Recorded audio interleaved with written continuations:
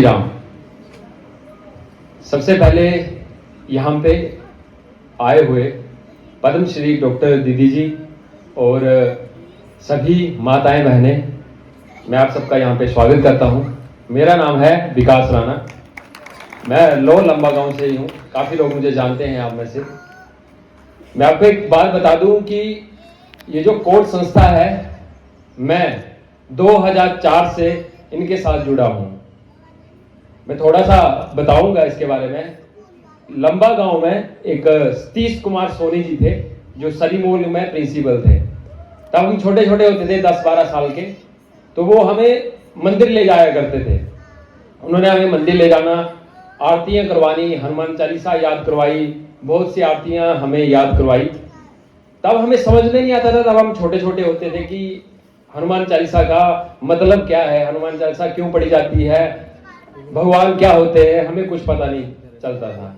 फिर बाद में सतीश कुमार सोनी अंकल जी ने हमें कोड ले गए, तपोवन ले गए। वहां पे डॉक्टर शमा मैत्री जी से हम मिले। वहां पे हमारा एक क्लब बना था 2004 में, चिन्मय युवा प्रेरणा केंद्र।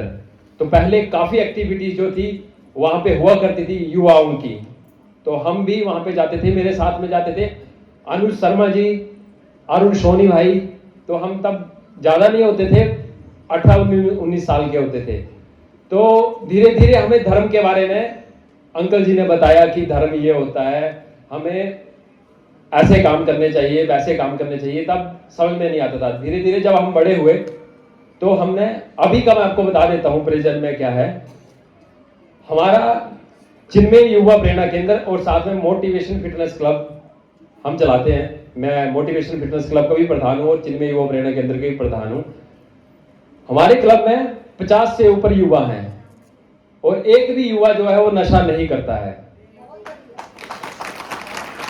हमारे क्लब में 3 साल से लेकर 14 साल तक 50 बच्चे हैं, जो हम हर साल एक रामलीला करवाते हैं छोटे बच्चों की, और एक श्री कृष्ण भगवान की लीलाएं करवाते हैं, जिसमें वो 50 के 50 बच्चे भाग लेते हैं।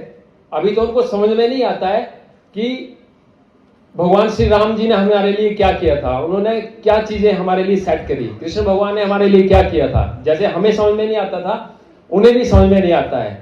लेकिन जब वो चीजें करते हैं तो वो नशे से दूर रहते हैं। जो आप महिलाएं यहाँ पे आई हुई हैं, मेरी बहनें यहाँ पे हैं, उनके छोटे छोटे बच्चे हैं। हम क्यों कमाते हैं? क्योंकि हमारे बच्चे जो हैं वो अच्छा बने, हम उनके लिए खर्च सकें।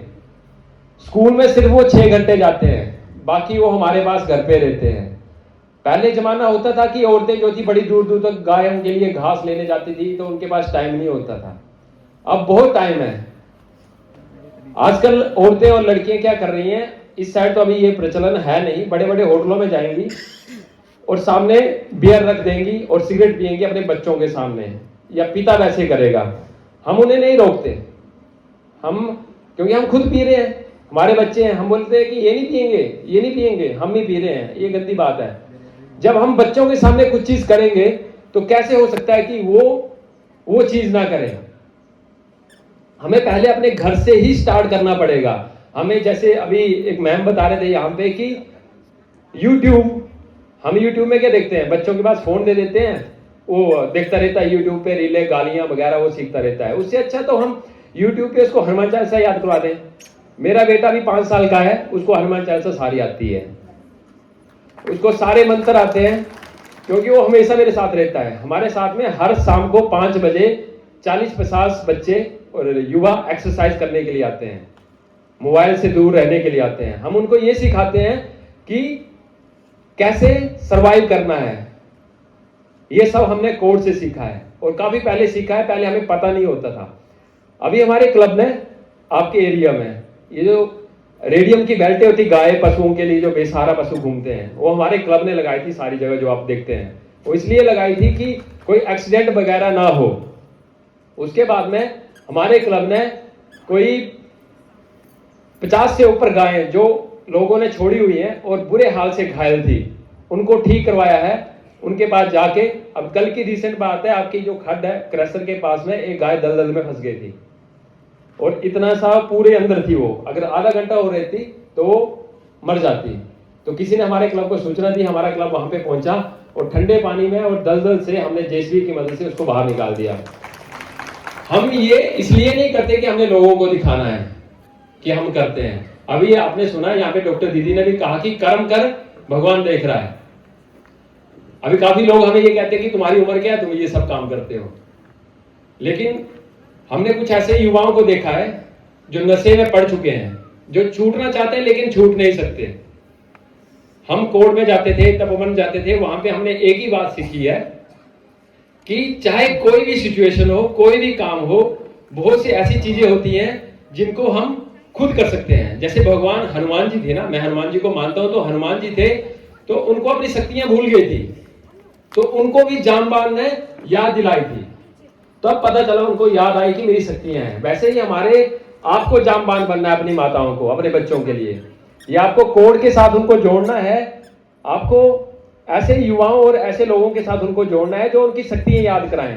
वो उनको ये ना याद करवाएं कि तू कुछ नहीं कर सकता, तेरे बस का नहीं है, तेरे से नहीं होगा। आपको अपने बच्चों को खुद चेक करना है। हम सब जो कमा रहे हैं, जो कर रहे हैं, वो अपने बच्चों के लिए कर रहे हैं। कोई खुद के लिए, हमारी उम्र हो गई है 35 से ऊपर जब हो गए तो मतलब अब बच्चों के लिए करना है। तो हमें जब बच्चों के लिए करना है तो हमें वही काम करने हैं कि बच्चे आगे चल के सर्वाइव कर सके, अच्छी जॉब कर सके और धर्म के साथ जुड़ सके। धर्म के साथ कैसे जुड़ना है, अभी बताया कि भगवत गीता को पढ़ाओ।